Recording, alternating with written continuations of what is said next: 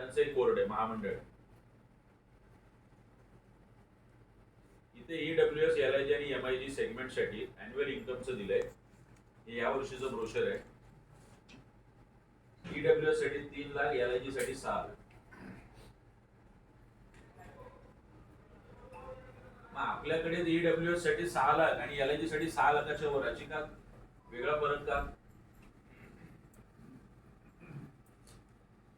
ह्या सगळ्या गोष्टी जर लक्षात घेतल्या तर 74 लाखाचं मिळणारं घर LIG वाल्यांना, परत त्यात स्टॅम्प ड्युटी रजिस्ट्रेशन वेगळं, म्हणजे 6-7% ते वेगळे, नंतर तो काहीतरी मेट्रोचा आहे तो भाग वेगळा, GST चा भाग आहे तो वेगळा, म्हणजे एकूण घर कितीला जातं ते?